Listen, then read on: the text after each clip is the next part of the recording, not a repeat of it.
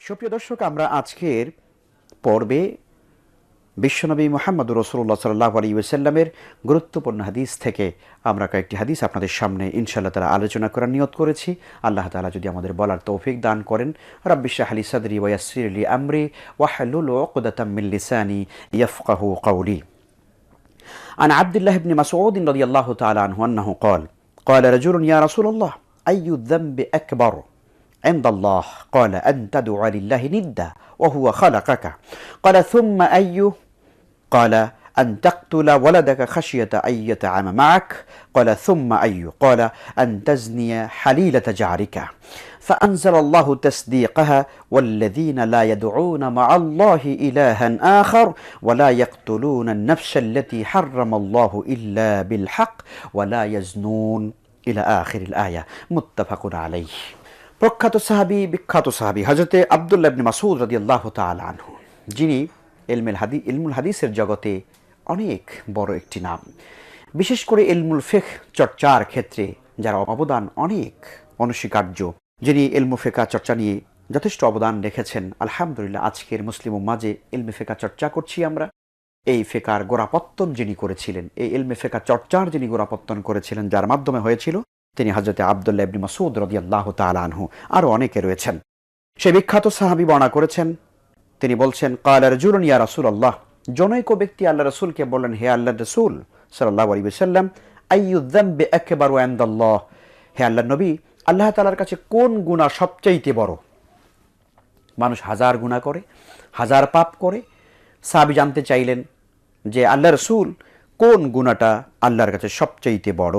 তখন আল্লাহ রাসূল ক্বালা বললেন, আন তাদউ লিল্লাহি নিদ্দা ওয়া হুয়া খালাকাক। সবচাইতে বড় গুনাহ হচ্ছে যে আন তাদউ লিল্লাহি নিদ্দা, তুমি আল্লাহর সমকক্ষ অন্য কাউকে মনে করবে, আল্লাহর সমকক্ষ তুমি অন্য কাউকে স্থাপন করবে। ওয়া হুয়া খালাকাক, অথচ তিনি তোমাকে সৃষ্টি করেছেন। তার মানে হচ্ছে, এটাকে বলা হয়, আমরা যেটা অন্য শব্দ দ্বারা যেটা আমরা খুব পরিচিত, সেটি হলো শিরক। মানে আল্লাহর সমকক্ষ অন্য কাউকে মনে করা, আল্লাহর অংশীদার সাব্যস্ত করা। প্রিয় দর্শক, এখানে দেখুন, সবচাইতে বড় গুনাহ বলা হয়েছে এটাকে। তার মানে আল্লাহর সমকক্ষ কাউকে মনে করা বা শিরক করা, এটা সবচাইতে বড় গুনাহ। আল্লাহ রাসূল বলছেন যে তুমি আল্লাহর সমকক্ষ অন্য কাউকে মনে করবে এই অবস্থায় যে ওয়াহুয়া খালাকা, অথচ তিনি তোমাকে সৃষ্টি করেছেন। সুম্মা ক্বালা আইয়ু, লোকটি আবার বলল, হে আল্লাহ রাসূল, এরপরে কোন গুনাহ সবচেয়ে বড়? ক্বালা, রাসূল সাল্লাল্লাহু আলাইহি ওয়াসাল্লাম এরপরে বললেন, আন তাকতুলা ওয়ালাদাকা খাশিয়াতা আইয়াতাআমা মাআক।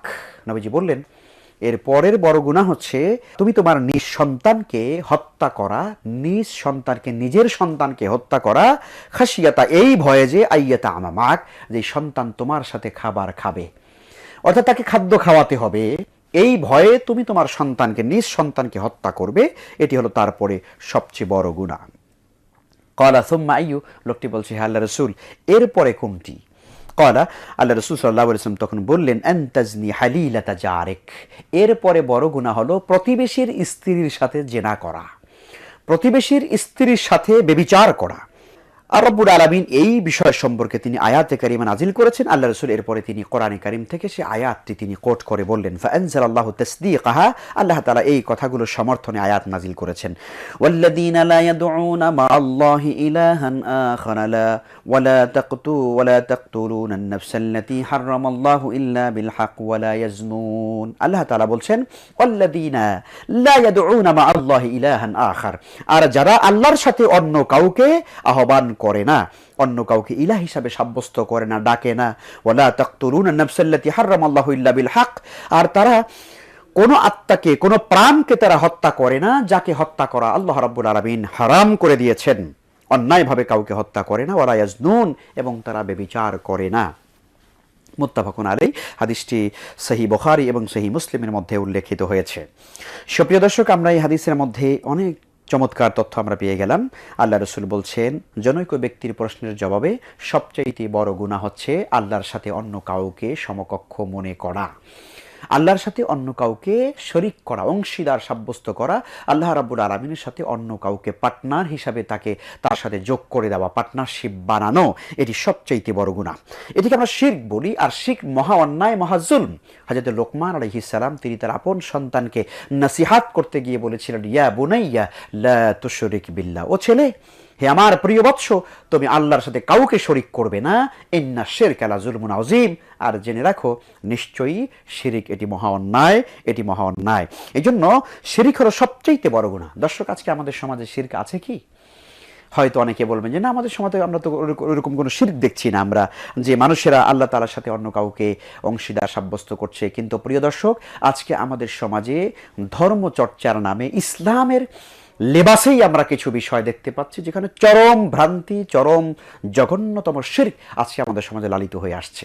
মানুষেরা হয়তো মনে করে বাহ্যিকভাবে এগুলো খুব কল্যাণমূলক কাজ, এগুলো খুব ভালো কাজ এবং এগুলো বৈধ, এগুলো স্বতঃসিদ্ধ কাজ, অথচ এগুলো পরিষ্কার শিরক। যেমন উদাহরণস্বরূপ আমরা বলতে পারি, আপনি কোনো হালাল প্রাণী জবাই করবেন কেবলমাত্র আল্লাহর জন্যে।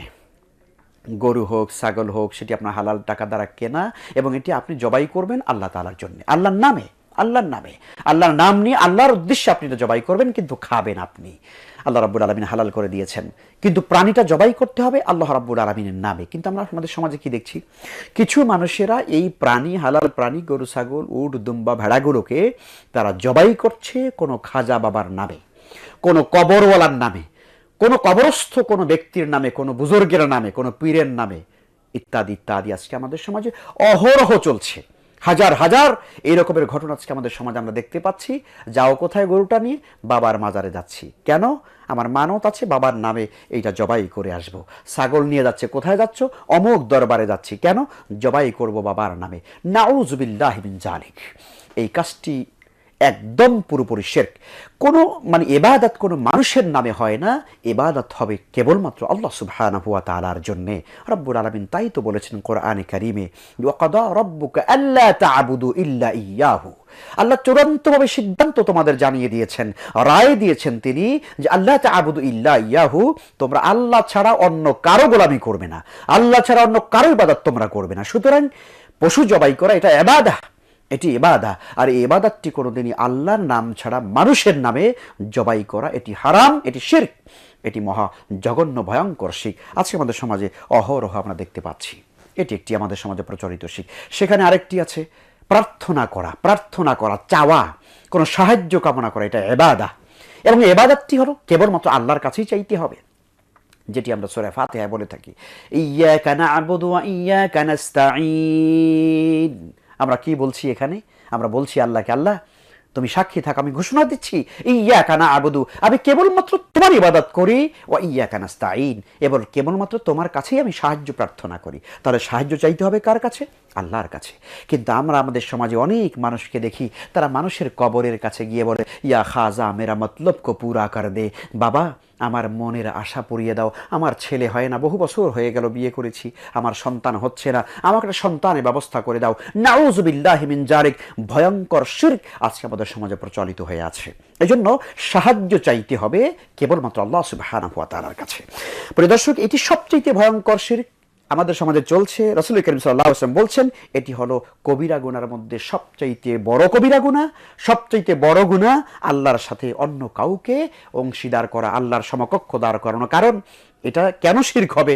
সন্তান আপনি মানুষের কাছে চাইতে পারবেন, হ্যাঁ চিকিৎসা করতে পারবেন, আপনার রোগ হলে আপনি অবশ্যই চিকিৎসা নিতে পারবেন, কিন্তু আপনাকে বিশ্বাস রাখতে হবে সন্তান দেওয়ার মালিক কেবলমাত্র আল্লাহ সুবহানাহু ওয়া তাআলা। দুনিয়ার কোনো মানুষের ক্ষমতা নাই, আপনার ছেলে হয় না আপনাকে ছেলে দেবে, আপনার মেয়ে হয় না আপনাকে মেয়ে দেবে, আপনার ছেলে মেয়ে কিছুই নেই আপনাকে সন্তান দেবে, রোগ হলে রোগ থেকে মুক্তি দেবে, এই ক্ষমতা পৃথিবীর কোনো মানুষের নাই। যত বড় পীর হোক, যত বড় বুজুর্গ হোক, যত বড় ওলি আল্লাহ হোক না কেন, দুনিয়ার কোনো ওলি আল্লাহকে রব্বুল আলামিন এই ক্ষমতা দেন নাই যে তিনি তার ইচ্ছা মোতাবেক মানুষদেরকে সন্তান দেবেন, ইচ্ছা মোতাবেক মানুষের রোগ ভালো করবেন। এই ক্ষমতা পৃথিবীর কাউকে দেওয়া হয় নাই। রব্বুল আলামিন কেবলমাত্র তিনি মানুষদের রোগ দিয়ে থাকেন এবং রোগ থেকে মানুষদেরকে মুক্ত করে থাকেন। সুতরাং এই ভয়ঙ্কর শিরক আমাদের সমাজে চলছে, এটি আমাদের বর্জন করতে হবে। আরও অনেক শিরক আছে, সেটি ইনশাল্লাহ আমরা অন্য কোনো পর্বে আলোচনা করব। এরপরে লোকটি বলছে, সুম্মা আইয়ু, হে আল্লাহ রাসূল, এই শিরকের পরে সবচেয়ে বড় গুনাহ কোনটি? আল্লাহ রাসূল তখন বললেন, আনতাকতুলা ওয়ালাদাকা খাশিয়াতা আইয়াতা আমাকা মাআক, তোমার সন্তান তোমার সাথে খাবে, তার মানে তোমার খাদ্যের ভিতরে, তোমার রিজিকের ভিতরে সে ভাগ বসাবে, সেই জন্য তুমি তাকে হত্যা করবে। তুমি হত্যা করা, এটি হলো সবচেয়ে ভয়ঙ্কর হত্যা। আজকে আমাদের সমাজে এটি হচ্ছে। মানুষেরা কি করছে? সন্তান হত্যা করে ফেলছে, সন্তান হত্যা করছে, সেটা প্রকাশ্যে হোক অপ্রকাশ্যে হোক, সেটা আপনার কি বলবো, সন্তান জন্ম নেওয়ার পরে হোক আর জন্মগ্রহণ করার আগে হোক, বিভিন্নভাবে আজকে এই সন্তান হত্যা করা, ভ্রূণ হত্যা করার মহা উৎসব যেন আজকে আমাদের সমাজের ভিতরে চলছে। বিবাহ হয়ে গেছে, সন্তান নেবেন, আর বলছে এখন নিচ্ছি না, আরো কিছুদিন পরে নেব। মনে হচ্ছে যেন এটা ওনার বাবার বাড়ির জিনিস, উনি চাইলেই নিতে পারেন আর চাইলেই নিতে পারেন না। নাউযুবিল্লাহি মিন যালিক, এটি বলাও কিন্তু অন্যায়। রব্বুল আলামিন আপনাকে তার পক্ষ থেকে আপনাকে নিয়ামত দিবেন। সন্তান মানুষের জন্য সবচেয়ে বড় একটি নিয়ামত, এই নিয়ামত আল্লাহ তাআলা দিয়ে থাকেন। সুতরাং সেই নিয়ামতের প্রতিবন্ধকতা সৃষ্টি করা এটি মহা অন্যায়, এবং এই বিশ্বাস করা যে সন্তান জন্ম হলে খাওয়াবো কি করে, সন্তান জন্ম নিলে আমি কি দিয়ে খাওয়ার, টাকা নাই, পয়সা নেই, তার মানে হচ্ছে রাজ্জাকিয়াতের দায়িত্বটা আপনি আল্লাহর কাছ থেকে আপনি নিজে ছিনিয়ে নিয়েছেন। খাওয়াবেন তো আল্লাহ, যে আল্লাহ আপনাকে খাওয়ান, যে আল্লাহ আপনার স্ত্রীকে খাওয়ান, যে আল্লাহ আপনার অন্য আরো 2টা সন্তানকে খাওয়ান, সে আল্লাহ কিন্তু আপনার সন্তানকে খাওয়াবেন। সুতরাং আপনার খাবারের অভাব হবে এই ভয়েতে যদি কেউ সন্তানকে হত্যা করে, কেউ ভ্রূণ হত্যা করে, এটি মহা অপরাধ, এটি মহা কবিরা গুনাহ। সেই বিষয়টি নবী করিম সাল্লাল্লাহু আলাইহি ওয়াসাল্লাম এখানে আমাদেরকে চমৎকার করে বলেছেন। আল্লাহ রাসূল এরপরের জনৈক লোকটি বলছেন, ক্বালা সুম্মা আইয়ু, হে আল্লাহ রাসূল এরপরে কোনটি, এরপরে কোনটি? আল্লাহ রাসূল তার জবাবে এরপরে আরেকটি কবিরা গুনার কথা তিনি বলেছেন। প্রিয় দর্শক, আমরা সেই কবিরা গুনার বয়ানটি শুনবো ইনশাআল্লাহ তাআলা। সর্বশেষ লোকটি আবারও আল্লাহ রাসূলের কাছে প্রশ্ন করছেন, জানার কত আগ্রহ। তিনি বলছেন, ক্বালা সুম্মা আইয়ু, হে আল্লাহ রাসূল এরপরে বড় গুনাহ কোনটা? আল্লাহ রাসূল বলছেন, আল তাজনি হালিলাতা জারিক, তুমি তোমার প্রতিবেশীর স্ত্রীর সাথে জেনা করা।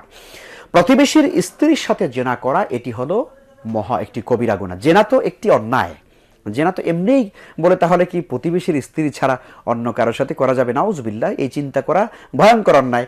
আসলে জেনা করাটাই হলো কি? জেনা করাটাই তো অন্যায়। আল্লাহ রাব্বুল আলামিন কোরআনে কারিমে বলেছেন, লা তাকরাবুজ জিনা, জেনা করা তো দূরের কথা, তোমরা জেনা সংগঠিত হতে পারে এমন কাজ থেকেই তোমরা দূরে থাকো। লা তাকরাবুজ জিনা, তোমরা জেনার কাছেও যাবে না। ইন্নাহু কানা ফাহিশা, এটা বড় অন্যায়, এটা বড় ফাহিশা, অশ্লীল কাজ। আল্লাহ তাআলা বলেছেন যে তোমরা জেনার